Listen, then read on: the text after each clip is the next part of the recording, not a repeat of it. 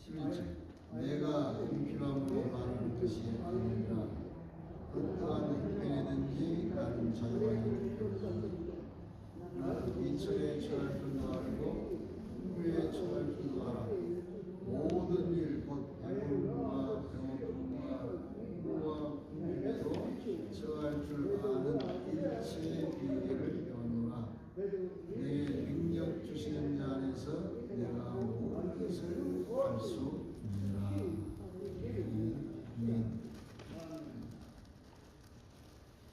이 본문의 내용은 바울 사도가 자기의 삶에 대해서 얘기를 하고 있는데 이 바울은 제가 이렇게 바울의 생애를 보면은 그가 당하는 그 고난과 어려움을 종합적으로 당한 사람이었습니다.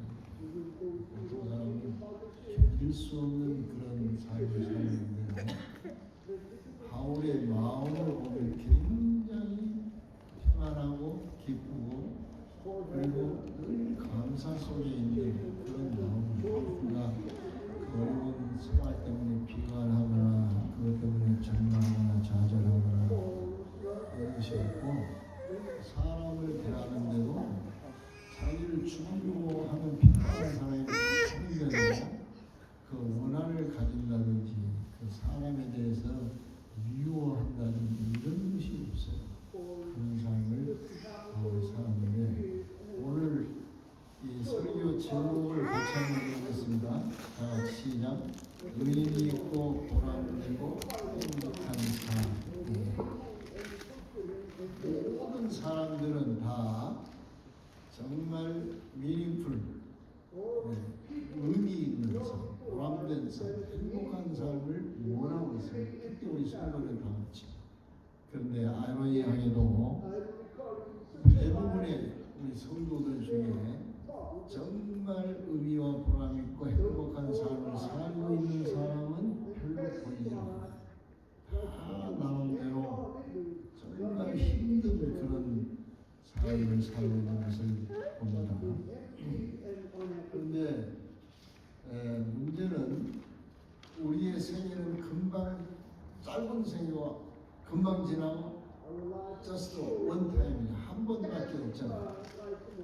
그런데 이런 짧고 빨리 지나는 한 번밖에 살 수 없는 생애를 불행하게 산다든지 의미 없이 사는 것은 너무 잘못된 안타까운 일이잖아. 하지만 우리 성도는 근본적으로 정말 의미 있고 보람되고 행복한 삶을 살 수 있는 자들이에요. 우리 성도는 그래요. 그런데 오늘 우리 이 말씀을 증거하면서 이 말씀을 통해서 여러분들이 지금까지는 의미 없는 정말 힘든 삶을 살지 못하고 매일매일 평안한 삶을 살지 못했다고 하면 이 말씀을 통해서 우리 하나님이 여러분들을 하루하루 정말 의미 있고 보람되고 행복한 삶을 살게 해주는 놀라운 은혜가 있기를 축원합니다. 대부분의 성도는 이 의미로 자랑하고 보람되고 행복한 삶을 살지 못하고 있는데 그 무의미하고 불행한 삶은 어떤 삶이냐 하고 말한다면 그건 잘 보세요.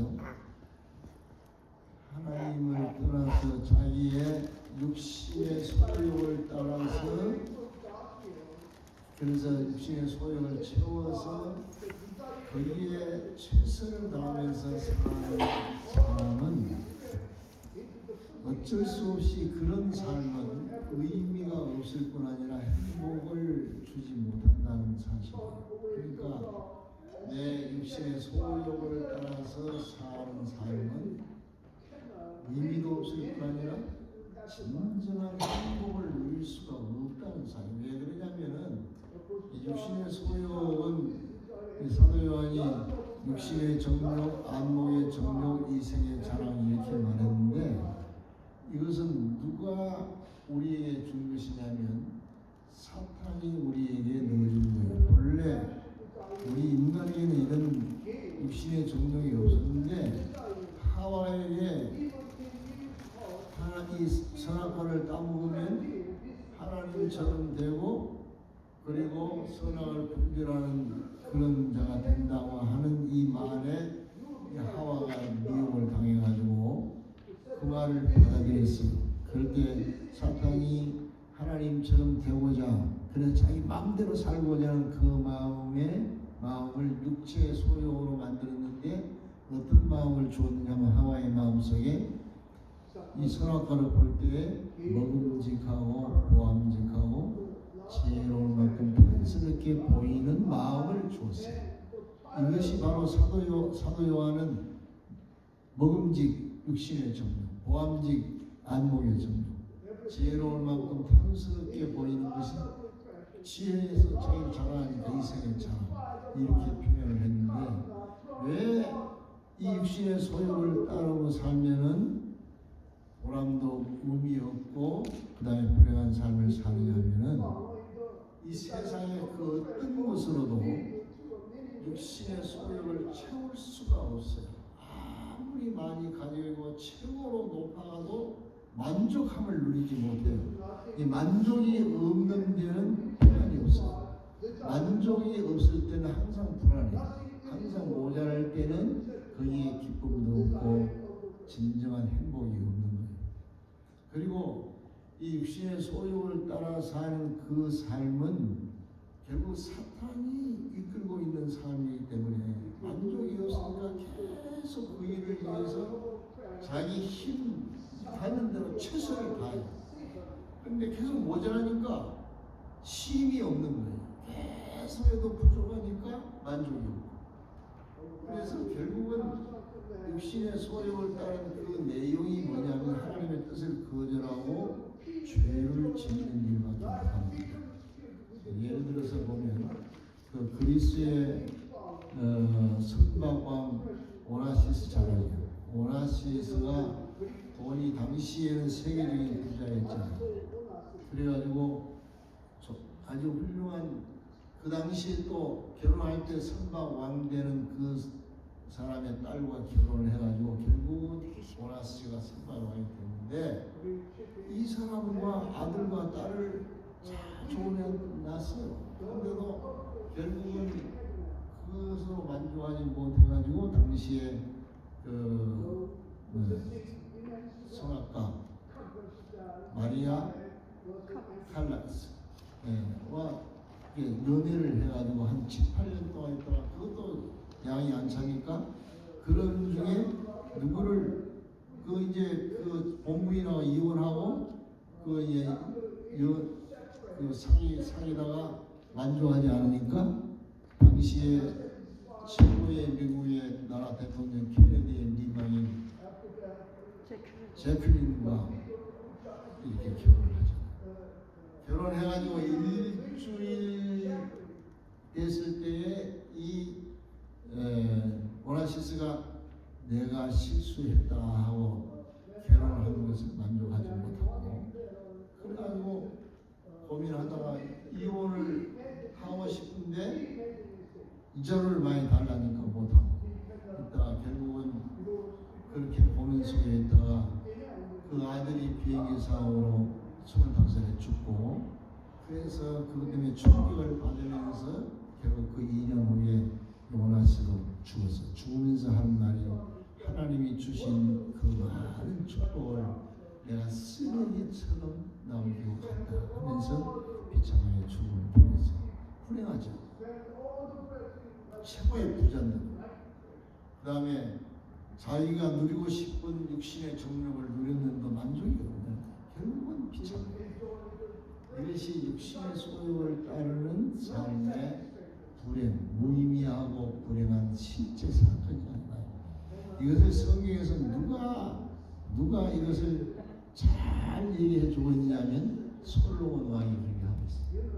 솔로몬 왕만큼 우리 인간의 솔로몬이 결국은 뒤에 처음에는 참 믿음이 있었는데 뒤에 육신 가지고 자기가 가지고 있는 전무후무한 지혜로 자기의 권력으로 그 다음에 어마어마한 부여 물질로 자기 육체에 눈이 원하는 대로 마음이 원하는 대로 다 해봤다고 했어요. 그 견노서 2장에 보면은 눈이 원하는 거 마음이 원하는 거 내가 막지 않았다. 다 해봤어요. 그러니까 계속 욕구를 충족하다가 하면서 그 결과들이 뭐예요? 자기가 하고 싶은 거 만들고 싶은 거 다 해보고 자기 부인도 10사람 100사람도 아니고 몇 사람이죠?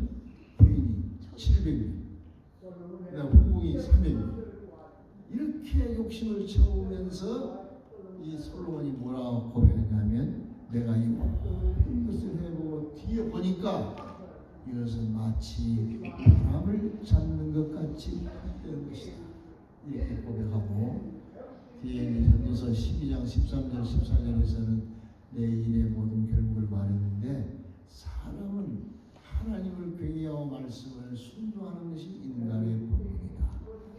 왜냐하면 하나님의 선악간에 심판하기 때문이다. 이렇게 말해요. 그러니까 육신의 소욕을 따르는 그런 삶은 아무리 재미를 보고 그 당시에 뭐가 성공을 해도 의미가 없고 그 다음에 그 채워지지 않으니까 늘 모자라니까 만족감이 없고 만족이 없을 때는 평안이 없는 거예요. 평안도 없고 기쁨도 없고 하는 것이 죄지니까 하나님의 지혜를 이렇게 살 수밖에 없는 거죠. 이 육신의 소욕을 따르는 삶 속에 있으면요 사람과의 관계의 화평이 절대로 이루어지지 않아요. 아무리 자기가 사랑하는 사람과 결혼해도 자기 소욕을 따라서 이 부부 생활을 하면은 절대로 화목하지 않습니다. 왜냐하면 육신의 소욕에 있으면은 모든 사람이 자기를 도와주기를 바라는 마음에서 벗어나지 못해요. 나의 마음에 충족해주는 사람을 요구하니까 그런 사람이 어디 있어요? 그래서 사랑해서 결혼했는데 자기 마음에 채워지지 않으니까 자기 마음대로 안 되니까 싸움이 일어나고 그래서 이런 거 신앙이 줄이고 이런 불행한 일이 생기는 거예요. 그리고 사람들이 전부 나의 경쟁자가 되어버려요. 내 욕심을 따라 사는 거예요. 그러니까 다른 사람에게 견주어 봐서 내가 못하면 그에 대한 비관도 있고 나에게 조금이라도 손에 피해를 주면 그 사람을 용납을 못하고 그래서 계속 불화 속에 살아요. 인간관계의 불화 속에 있으면 행복할 수가 있어요 없어요? 없는 거예요. 여러분들이 가족과의 행복한 관계를 하고 관계를 이루지 아니하면 여러분들이 어떤 경우에도 평화와 행복이 있을 수가 없습니다. 그러니까 육신의 소욕을 따르는 삶 그것은 결국은 의미도 없고 행복할 수가 없다 하는 것을 여러분들이 기억하면 좋겠습니다. 그러면 어떤 삶이 정말 보람되고 의미 있고 행복한 삶이냐 여러분들이 잘 아는 거예요. 그것은 뭐냐면 예수님 안에서 예수님 하나님의 뜻을 따라서 사는 삶이 정말 의미 있고 보람되고 행복한 삶이다. 그 이유가 뭐냐면은 우리가 예수님 안에 있다는 것은 예수님의 은혜 안에 있다는 것이고 예수님의 능력과 말씀 안에 있다는 것이고 예수님의 권세 안에 있다는 거예요. 그러니까 예수님이 나의 모든 삶의 주권을 가지고 나를 통치하고 지배하고 그래서 나는 예수님의 품 안에서 예수님을 따라서 쓰임을 받는 삶 이것이 예수 안에서 삶인데 왜 이 삶이 의미가 있느냐 하나님의 뜻을 따라서 내가 사는 것은 나를 창조하시고 나를 구원하신 하나님의 목적에 합당한 삶입니다. 그 삶은 하나님이 인정을 하는 거예요. 하나님이 인정하는 삶만이 삶의 의미와 보람이 있는 거예요. 하나님이 인정하지 아니하는 일이나 삶은 어떤 세상적으로 위대해도 그것은 내게 보람을 가지지 않아요. 나에게 의미를 주지 않아요. 그래서 예수 안에서 하나님의 뜻을 따라서 살면은 나를 창조하시고 구원하신 하나님의 목적을 이루는데 쓰임을 받는 삶이 되기 때문에 하나님이 인정해 주시고 하나님의 뜻을 받아주시니까 그것이 의미가 있고 정말 보람된 삶이 된다 이 말입니다. 뿐 아니라 예수님 안에서 하나님의 뜻을 따라 살면 그 삶의 주제자가 내가 아니고 예수님이기 때문에 내가 지금 당면한 어떤 어려움이 있고 어떤 고통스러운 일이 있고 부족함이 있어도 그것 때문에 내가 염려 근심을 하지 않게 두려움이 없게 돼요. 왜냐하면 예수님의 능력 안에 있고 예수님의 손 안에 있으니까 그 어려운 상황을 예수님이 해결해 주신다는 사실을 확신하기 때문에 두려움이 없어요. 그리고 실제로 예수님 안에 있으면 예수님이 모든 일을 해결해 주시고 형통하게 해 주시기 때문에 예수님 안에서 예수님의 뜻을 따르는 삶에는 고통, 두려움, 염려, 걱정, 절망, 자괴이 있을 수가 없으니까 그것은 정말 행복할 수밖에 없어요. 계속 예수님의 능력과 지혜를 체험하니까 만족할 뿐 아니라 평안하다. 그러니까 항상 웃고 만족하고 부족함이 없고 감사하고 이렇게 사는 이 바울 사도 보세요. 내가 가난해도 부해도 있어도 없어도 조금 더 자기는 거기에 대한 문제가 없다는 걸 얘기하는 거예요. 그러면서 예수님 안에서는 눈치보담이 없다 이런 고백을. 그러니까 우리가 예수님 안에 있으면은 여러분들이 여러분의 삶을 위해서 걱정하고 근심하고 염려하고 좌절하고 절망하는 필요가 없어요. 세상 사람들이 볼 때 절대적인 절망이 있어도 예수님 안에 있으면 두려울 수가 없어요. 왜냐하면 예수님의 전능하신 그 능력과 그 지혜를 믿기 때문에 해결해 줄 걸 믿으니까 두려움이 없고 그리고 예수님의 그 능력과 지혜로 문제를 해결해 줄 때마다 마음속에 감사로 충만하고 그리고 여유가 있고 기쁨이 충만하고 그런 삶을 살게 된다. 그러니까 예수님 안에서 예수님의 뜻을 따르는 삶만이 정말 의미 있고 보람되고 행복한 삶이 된다 이런 뜻이죠. 자, 여기까지 따라오셨어요? 그런데 문제는 어떻게 예수님 안에서 예수님의 뜻을 따라서 살 수 있느냐 하는 것이 문제예요. 왜냐하면 우리가 하나님의 말씀을 들을 때 내가 이 말씀대로 살아야 된다 결심하고 다짐하는데도 결심하고 다짐한 대로 사라져요? 안 사라져? 안 사라져. 아무리 내가 말씀을 듣고 은혜스러워서 내가 정말 예수님 안에서 예수님의 뜻을 따라서 하루하루를 정말 말씀대로 살아야지 다짐하고 결심해도 그대로 되지는 않아요. 안 되는 이유를 여러분들이 알아요. 이유가 뭐냐면은 나를 말씀대로 살지 못하도록 내 안에서 계속 방해하고 못하도록 나를 육신의 소욕을 따라 끌고 가는 원흉인데 그건 누구지 아세요? 사탄이 내 안에서 육신의 소욕을 따라 살도록 계속 유혹하고 계속 끌고 가니까 그 사탄의 힘을 내가 이길 수가 절대로 없는 거예요. 여러분들이 지금까지 내가 하나님 말씀대로 살아야지 결단하면 살 수 있다라고 생각을 했다면은 이건 적으세요. 내일 아닙니다.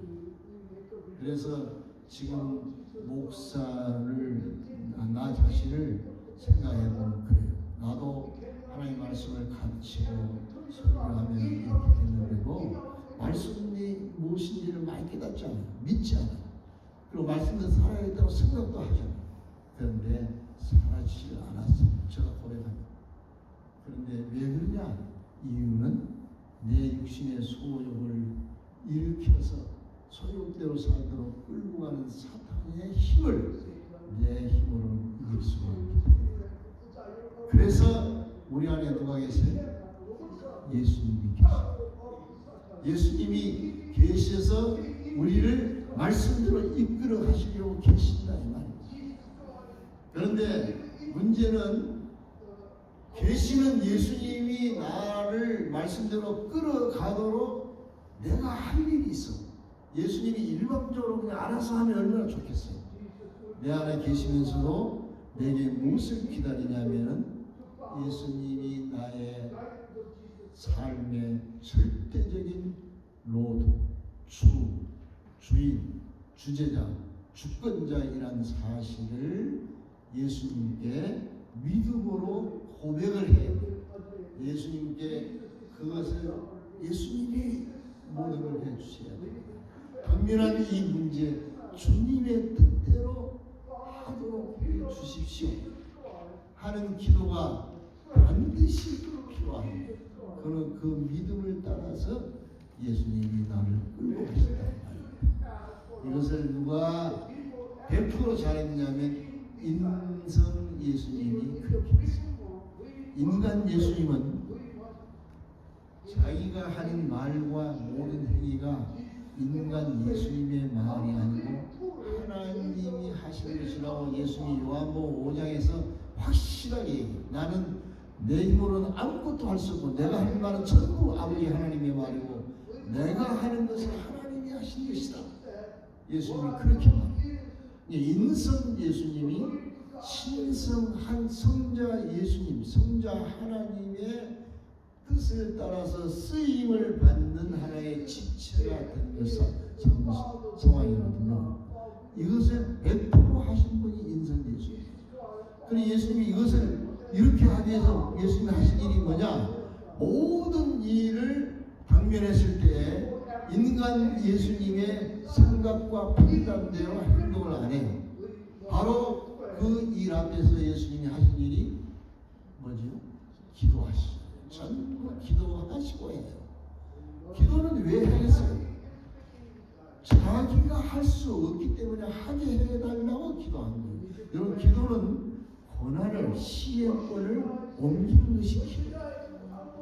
그냥 여러분들이 내가 바로 소원을 안 한다 생각하면 안 돼요. 그것이 아니고 기도는 내가 할 수 있는 것이 아니고 주님만이 할 수 있다는 것을 믿고 주님께 그 권한을 시험권을 드리는 것이 기도예요. 이 기도를 인성 예수님이 본을 보여주신 거예요. 계속 예수님은 그렇게 기도하고 이해하셨어요. 우리도 그렇게 하면 돼요. 여러분들이 당면한 일을 여러분의 힘과 지혜와 경험과 힘으로 해결하려고 하면 할수록 안 되고 걱정되고 절망되고 좌절되고. 그런데 예수님께서 그것을 하기 위해서 우리 안에 계시고 예수님께 그 권한을 드리는 기도를 하면은 주님이 그것을 받으시고 그것이 믿음이니까 믿음대로 우리를 이끌어 가시는 거예요. 이것을 여러분들이 경험을 하면 좋겠어요. 만약 예수님의 말씀 안에서 예수님 안에서 예수님 말씀대로 사는 삶을 여러분들이 산다면은 제일 먼저 무엇에 어디에서 효과를 보느냐면 가정에서 효과를 봐요. 가족들에게 예수님의 뜻을 따라서 만약 여러분들이 행동을 한다면 행복하지 않을 부부관계나 가족이 있을 수 없어요. 왜 그러냐면 예수님 안에서 예수님의 뜻을 따라서 남편이 아내를 대하고 아내가 남편을 대하는 예수님은 남편은 아내를 뭐 하라고 그랬어요? 남편을 사랑하라고 했잖아요. 그 다음에 아내는 남편을 뭐 하라고 그랬어요? 남편을 존중히 여기라 순종하라 그렇게 했잖아요. 이 말씀을 따라서 가정에서 하면은 예수님의 뜻을 따라서 행하면은 부부 관계가 좋지 않을 수가 없어요. 그래서 여러분들이 예수님 안에서 예수님의 뜻을 따르면 부부 관계가 정말 좋아질 수밖에 없어요. 자녀를 정말 예수님 안에서 가르치니까 그냥 말로가 가르치는 게 아니거든. 말씀을 따라서 사랑해주고 도와주고 이끌어주고 그러면 자식들도 부모님을 얼마나 존경하고 힘들어하겠어. 관계가 좋아질 수밖에 없어. 그리고 다른 사람의 관계도 예수님의 말씀을 따라서 하면은 예수님이 다른 사람 뭐라고 해요? 사랑하라. 원수도 사랑하고 미워하는 자를 선하게 너를 저주하는 자를 위해서는 기도하고 모욕하는 자를 기도하고 저주하는 자를 축복을 해주고 이런 말씀들 따라서 다른 사람을 사랑하고 섬기는 그런 일만 하면은 모든 사람의 관계가 얼마나 좋아졌어요. 사람과의 관계가 화목할 때 진정한 행복을 누릴 수 있는 것이거든요.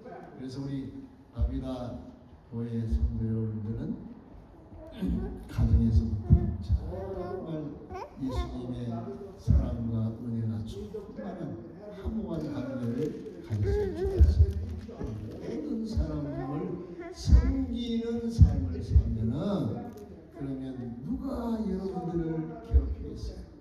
다른 사람을 도와주고 세워주고 내가 그분들을 위해서 희생하고 이런 질문이 되면 여러분들은 행복한 삶을 살 수 있게 되리라 믿습니다.